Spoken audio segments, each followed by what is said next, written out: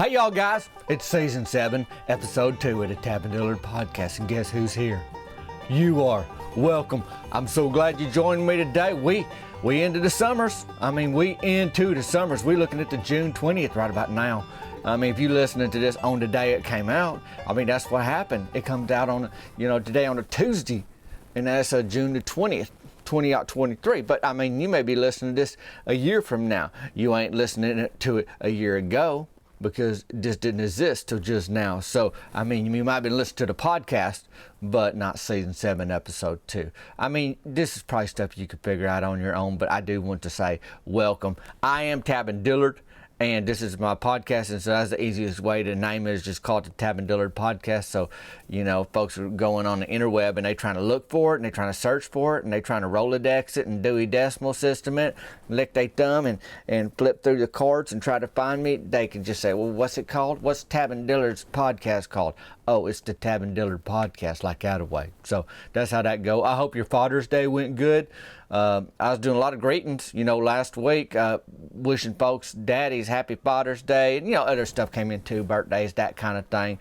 And, that link will be there today, just to the shirts and the personal greetings, the Tavin's bacon bag, that's been moving. It's good stuff. That's good snacking. That's some good summer snacking, along with all the fresh produce you got to get a hold of. The watermelon. I had a good strawberry this past weekend. Couple of them. That's good.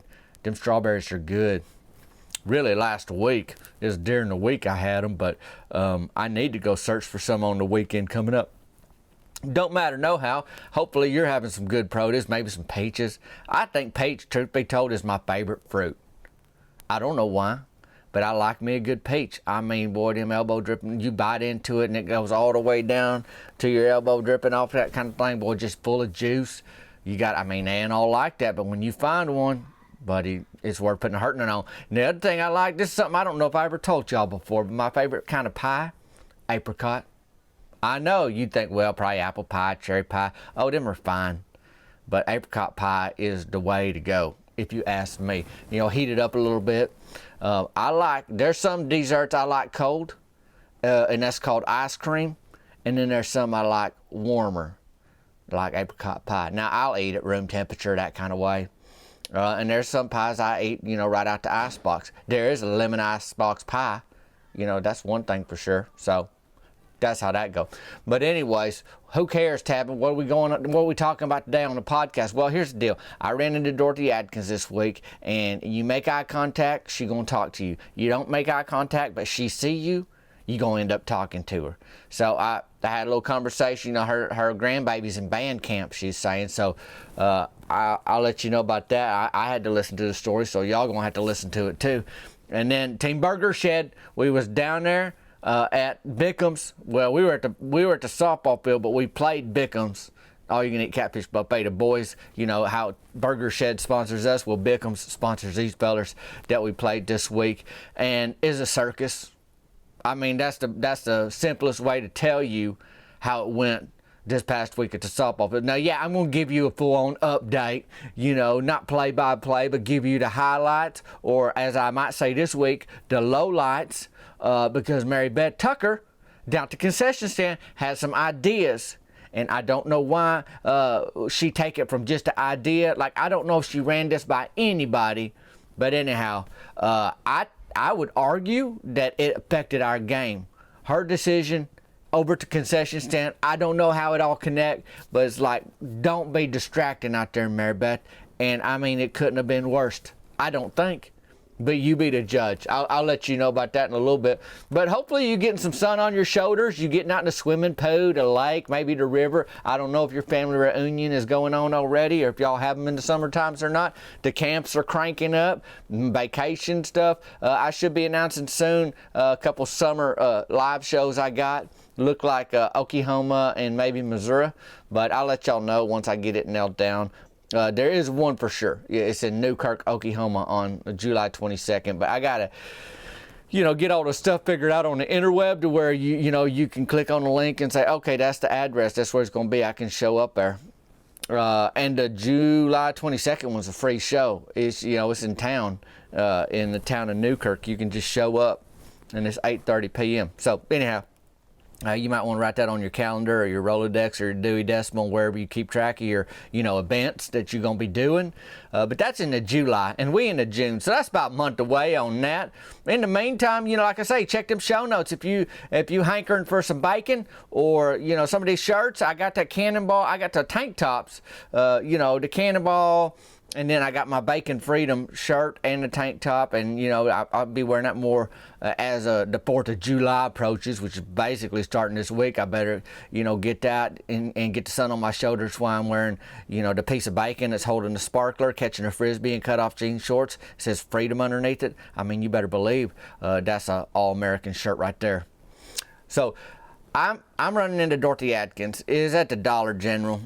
She like to hang out there, and sometimes I go there and run errands for me more. Maybe there's something I need to get, but I didn't even make it in the store, this week. And Dorothy see me, she goes, "Hey, my little grandbaby, he's at band camp." And I was like, "Well, that's great." I knew I was already in it. Once you already know you in it, you might as well just be there, just be present. I wasn't going to be rude to Dorothy, so I said, "Hey, well, how's he liking band camp?" She goes, "Well, they got the standard menu." I was like, "Oh, that standard food that they have at any kind of camp in the summertime." She goes, "They got them sloppy joes." I say, "Okay, I reckon they'd have that." If you're going to ask me, you going to do a pop quiz on me and say, what kind would they have? I'd probably list sloppy joes. She goes, "Oh yeah, they had them sloppy joes. They had hamburger night." I was like, "Okay, that sounds hot dog night." Okay, I said, "That sounds right too." She goes, "I got nanner pudding. It's cold."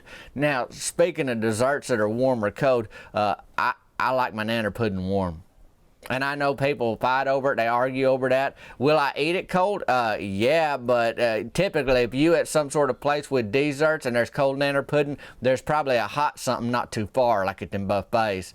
Even if it's hot fudge or something, you put it on top of the ice cream. But anyhow, they got cold nanner pudding apparently at this band camp. They got pancakes, orange juice, soda pop, that kind of thing. So she's telling me her grandbaby, he really liked that. And at the band camp, I guess the way they do it is you play instrument, which makes sense to me, and then you play instrument with the other kiddos that is playing the same instrument as you, like the trumpets all hang out together and they go play and practice, and then the trombones play together or whatever, that kind of way. Now the thing about band camp, like when I don't think them words like go together. Like I don't imagine like a trumpet out in the wilderness or like a tuba out in the wilderness or whatnot. Drums are not like that. Like camping, you think, oh, we intense and we like around a campfire and we fishing in the day and we trying to like survive out here, and maybe there's a zip line or something like that away. And I guess they did have like a lake there or something that you could swim in or whatever, but I just don't think I would bring a like some sort of expensive brass instrument kind of thing out to the wilderness. But that's what band camps are. I mean, if you a band, you got to have your instrument, and if you camping, you out out in the wilderness kind of thing. I mean, they had like dorm room or something like that. It sounded like they had like barracks. I don't know, but it didn't sound like no tents the way Dorothy was explaining it to me. And their little grandbaby, getting out there, and he learning the trombone better. He getting better at the trombone, and they playing all these things. Well, then comes these what they call like camp hijinks. People like they play pranks on each other or something like that. Well, she said somebody put Sloppy Joe in a tuba.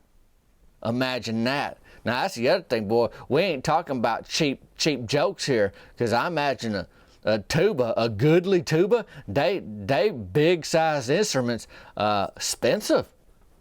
Best I could tell, they expensive. They ain't cheap. They ain't something like, okay, yeah, I'll get another tuba. Oh, Sloppy Joe in it? Yeah, just another day of Sloppy Joe in a tuba. We know how to fix that. Like, that sounds like a hard thing to figure out and make better.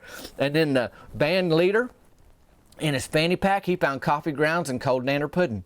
So, I mean, them kids was playing pranks. Some of them they weren't too focused on learning that trombone or that tuba or that trumpet or them percussions, them drums or whatever. I ain't a bandologist. I didn't play band in the school. I can dance. I'm a break dancer, breaking to electric boogaloo kind of thing, but I didn't play the music. But I sure could let that beat take me away kind of thing. But that don't matter no how. We ain't talking about break dancing camp. We talking, I don't know if there is a break dancing camp. But wouldn't that be something? I think I passed the age, though, of attending a break dancing camp. Maybe they could bring me in, to show off some moves, pay me a little jingle and some sloppy joes and keep the cold nanner puddings the way I see it. But anyhow, so they had some hijinks going on. I mean, if your band camp leader's got coffee grounds and cold nanner pudding in his fanny pack, you know it's a rough start. But I guess all in all, they got to practice. And I said, well, Dorothy, here's the deal. Your little fella came back with some memories, that grandbaby of yours from the band camp. Is he any better at the trombone? And she goes, well, I reckon he is. I think he might be. But apparently she don't know. I don't even know she heard him play. Or maybe she just heard him talk about it. You know how a grandbaby can tell you something and you say, well, that's got to be the truth. He had to get better. He was there for 7 days or however long it was, kind of thing. But that's band camp summertime started so far. And then she said, yeah, they got a lake there. And I was like, that's great. She goes, he's the best cannonballer. Can't nobody beat my grandbaby in doing a cannonball. Well, now Dorothy's saying that to me right outside the Dollar General. I was trying to get in there just for a little quick, errand for me, Ma. I'm thinking about like a pack of gum for myself. But anyhow, I say, Dorothy, let me stop you right there. If your grandbaby wants to learn how to cannonball, you tell him to come down this summer to the city pool and bring his notepad and his pencil and take some notes. Because I tell you right now, he'll go to school. He will go to cannonball school, and I'll be happy to oblige like that away. Now, I mean, it's one thing to say your grandbaby's good at the trombone. Now, I don't know how to prove that. She don't really know how to prove that. But you say he the best cannonballer around, we can get that figured out real quick, Dorothy. Okay? We can get that figured out real quick. And we don't go around to the city pool to mess around. Coach Hicks will blow the whistle on you. You got to be there to steady focus. I mean, you got to be in training. You got to be playing by the rules down there if you're getting in the pool.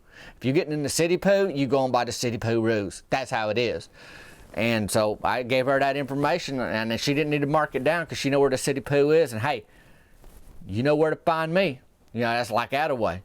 So I finally get into that Dollar General thing. I didn't get no gum. I was done with it. Mimo wanted some vinegar. I don't know if she's going to clean or use it in the recipe. I don't know, but I just know what she told me, and so I did it. And then our game this week down to City Fields. Here's the deal. Marybeth Tucker, she messed with it again. She messed with the concession stand. Oh, come on, Tabin. How bad could it be? Let me tell you how bad it could be. She brought pickles. She brought pickles to the concession stand in a jar. It was a glass jar of pickles. Now, there wasn't a label, so I don't know if they's homemade or she just ripped the label off, or I don't know. I didn't really ask a lot of questions because all I knowed once I seen that jar of pickles and her smiling and kind of huffing over to the concession stand is like she's making up her own rules again. You ain't going to find pickles on the menu, but you're going to find them at the concession stand tonight. And they dill pickles. She brought a big old jar of dill pickles, your glass jar, lid on tight. How tight, Tabin? Well, she over there trying to open. She goes, I can't do it. Well, Myron, he want to play the man. That's her boyfriend. And anyhow, Myron Curtis get over there and he's like, let me get it, Marybeth, for you. Like he's just going to twist the lid off and then walk away and say, okay, I got to go play some softball. I got a game to play kind of thing. Well, he didn't do that. He got over there, boy, and he huffing, puffing. He's like, he couldn't get the thing off. And I mean, he twisting and turning. He using his forceps, interceps, biceps, triceps, every muscle in his arm. He steady gripping that with his chubby hand, trying to get that lid off. It ain't moving. So Mort get a shop towel, and he put that shop towel over the lid, get him better grip. I mean, that's the reason how come he did that. The reason how come he put that shop towel on that lid that way is because he thought, well, this is gonna give me better grip. Now, what he's saying, he ain't quite reversed yet. Myron ain't quite reversed. Mort didn't care nothing about it. Mort Waddell, he went straight to the fields tonight. He stretched out. I don't know, he's steady focused. Like he wasn't even messing with the concession stand. He just said, I'll be there after the game for a free snow cone if we win. But other than that, like he was on the field. But Myron's over there just grunting, trying to get that shop towel to work. And right now, he's still saving face, as they say. Because he's like, well, I just can't get a good grip. It's been a hot day. I've been sweating. He drive that snack delivery truck. Folks call him Bean Dip. I call him Myron Curtis. But he drive that in steering wheel as the summer sun, as the June sun kind of beats down on the steering wheel. Hands get wet, and he goes, well, I had slick hands all day. Let me see if I can get this shop towel and put it around there. Well, the shop towel didn't work neither. So now what's the problem, Myron? Now what's the problem? Now you standing there. I mean, we about 20 minutes till game time, if that, and you got a glass jar of dill pickles in your hand that Mary Beth Tucker brought because she want to sell at the concession stand, but she can't get them open. And now you standing there with a shop towel over the lid, grunting and squirming, and now you getting embarrassed because that lid ain't budging. Well, Cody Mantell come up, and he been in a better mood lately. You know, Linda Ray Mantell, that's his wife. They got a little gal named Daphne, but she pregnant with another baby. They having late summer, early fall. I ain't sure, but she ain't had that baby yet. I know that much. And I don't say nothing about it. You know, even though I know she's pregnant, I don't bring it up because I made that mistake before asking a lady when she's due if she wasn't pregnant. So I know better. I wait till they holding the baby in their arms, and I said, "You had a baby," like out of the way. That's what I do. But anyhow, he come up in a pretty good mood. He goes, "Hey, what's going on over here?" And Myron say, "Nothing. We good, Cody. I'll see you over at the field," kind of thing. And Mary Beth's like, "Well, we can't get these pickles open." So now Myron's embarrassed, flustered, and a little mad because Mary Beth basically said, "Hey, my boyfriend Myron right here, he can't get the lid off this pickle jar, Cody." And Cody's like, "Hey, give me a shot." And Myron's like, "No, we fine. I don't need no help, Cody. You can go on to the field. I'll be over there in a little bit." So then Myron set that jar of pickles down, and he started kind of rubbing his hand, like looking at his hand and using that shop towel to dry off his hands. Like, okay, now I figured out what the problem is. It wasn't my hand that was going to do it. It wasn't the shop towel. Is it my bare hand could do it if it was dried off with the shop towel? Like, that's the message he's sending now. So he over there doing that. Well, Cody don't listen to Myron no how. He walked over there and reached for that glass pickle jar. Well, just out of instinct, just instinctively, Myron put his hand up and blocked Cody like, "No, I don't want you doing that," kind of thing. He didn't say that, but that's basically what he's saying with his actions. Like, "Hey, not through here," kind of thing. And so Mary Beth's like, "Watch out," kind of thing. So now all of a sudden, Mary Beth has reached for this jar of pickles because she sees what's about to happen. Myron has put his arm in between the pickle jar and Cody Mantell's arm, and then he flung his arm back. Well, what was behind his arm was a jar of pickles. What happened to that jar of pickles? Well, gravity took over, y'all guys. Gravity took over and said, "Hello, Pickle Boone," and that jar hit the ground. That jar hit the gravelly rocks around that the front window there, the concession stand, broke everywhere. Mary Beth couldn't handle it. I mean, she broke down so hard, she started crying and she hightailed it to the park bathroom. Now, if you want to cry in peace, that ain't the place to cry because it just echo. Same if you have a tummy ache, that ain't the place to be quiet about it because it ain't going to let you. But anyway, she ran over that way.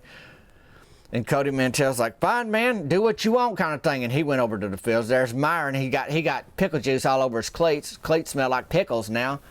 And then Cheryl Grubbs hustle over there. She see all the action, and she got jalapeno with her. And she goes, "Well, I'll cover the concession stand until Mary Beth come back." Well, nobody knowed it'd be 4 innings. Cheryl over there with jalapenos around there is broken jars. There's pickles on the ground, pickle juice. Jalapenos like licking the rocks. I guess it thought that pickle juice was going to taste good or something. So Cheryl doing the concession stand. Our game starts. So we before you know it, in the blink of an eye, 4th inning, 7-0 we down. Like, we figured out a way, and I'm telling you, it's the pickles.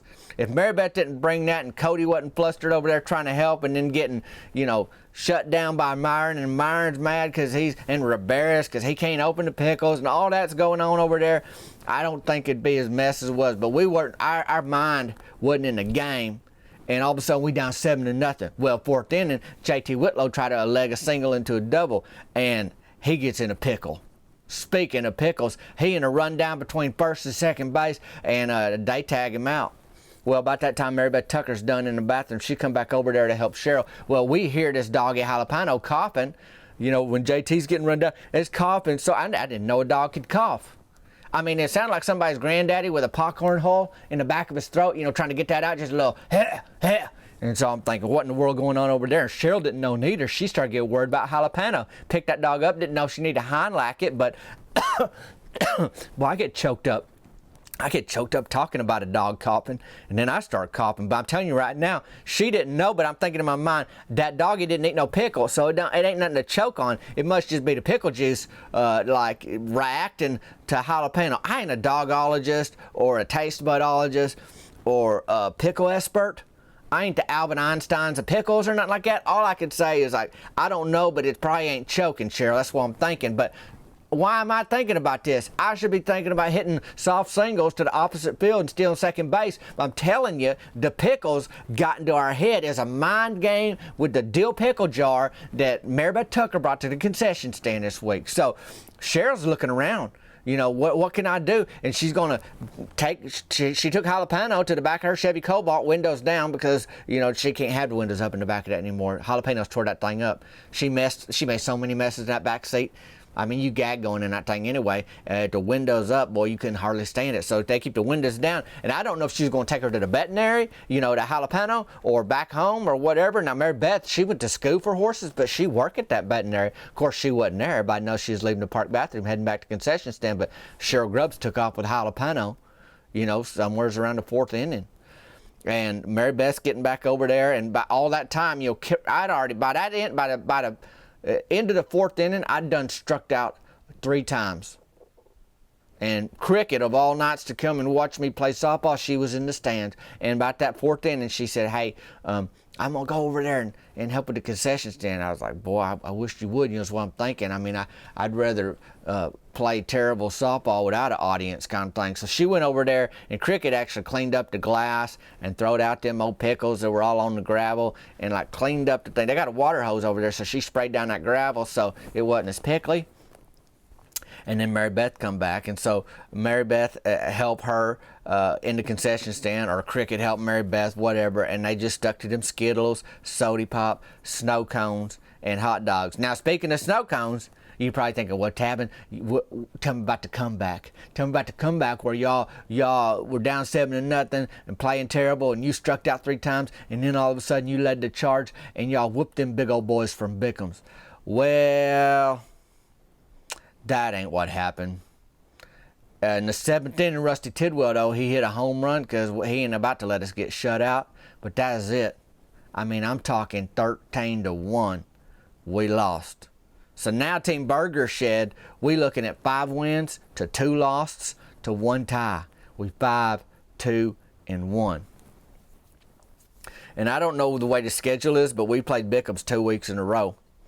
And this week they was like a different team than last week. So that's how that go. But we 5-2-1. I was just glad to see it over. No free snow cones. You know, Myron's got cleats that smell like pickle juice. And Cricket, I mean, she was a big help over there. You know, Mary Beth, and then Cheryl came back to the fields to help her a little bit, and Jalapeno wasn't with her, so I guess she just took him home, and he recovering fine. It was just, don't let your dog lick up pickle juice. I don't know what the rule is, but she can figure that out. I mean, Cheryl's kept that dog alive at this point, you know, kind of thing. So we got done. Now Cricket, she wasn't supposed to help with the concession stand. Well, then she got called in to work at the nursing home. So she basically spent her night putting out fires. She went and helped at the concession stand, and then she went to do a shift at the nursing home. Now, before she did, we went down to Burger Shed and got a little supper, and that always helped. I did like a little summer. I took it easy. I didn't even get my number 3 after the game. I thought I'd switch it up a little bit. Instead of the bacon double cheeseburger, I got a regular bacon burger, add cheese, but I didn't double up. And I didn't get the curly fries. I got the regular fries. Got the chocolate milkshake. I didn't get the Dr. Pepper. It was a good switch. Every now and then in summertime, you know, you guys switch it up. And that milkshake, that's a cold dessert that I can get on board with. The nanner pudding, no thank you. Can't do it. Won't do it. Have done it. Can do it. Prefer not to do it. Warm apricot pie, a little vanilla ice cream. Whew, that'll make your tongue slap your brains out getting to it. But don't matter no how. Team Burger Shed is 5-2-1 now. That ain't terrible. And I went back to the after the ball game, and after Cricket had to go back to the nursing home, we was done at the Burger Shed. I came back here to the trailer, and I did have an ice cold peach knee high. So I did get my soda pop in, but I got the milkshake at the Burger Shed. So I cooled off here, swamp cooler on, cold peach knee high, out of the glass bottle, by the way, and then working on a new watermelon helmet. And just remembering, hey, you can't win them all. And that's okay. We'll get them next time. I hope, though, that your summer's going good and getting ready for the 4th of July. I know I am. We almost done with our New Year's fireworks here in the trailer park, so that way we can stock up on the 4th of July, and they'll take us into the next New Year's. That's kind of how it goes. That's the rotation we got going on. I sure would love to hear from y'all guys, though.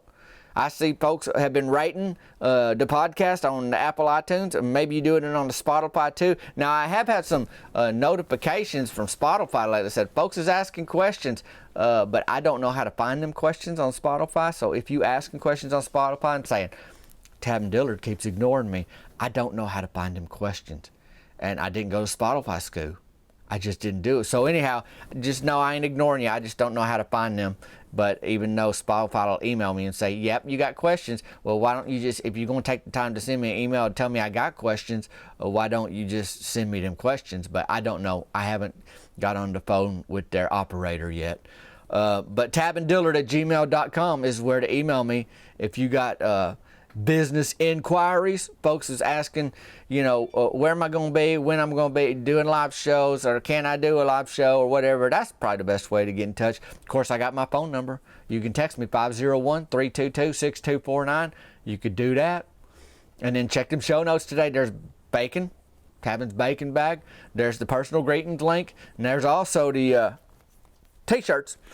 And I'm back up on the Facebook. There's a week or so there where it disappeared, to Tabin's Facebook page, the fan page, but it's back. And you can find me on all them platforms, as they say. But I appreciate you finding me here today for the Tab Dillard podcast. It's been a hoot. We in episode 2 of season 7. You here with me. I appreciate you joining me today. And hey, if you ain't had Sloppy Joe put in your tuba or Nanner pudding in your fanny pack at band camp, you having a pretty good week. Me, I'm Tab Dillard. This is the Tab Dillard podcast. Until next time, y'all guys, we'll see you later.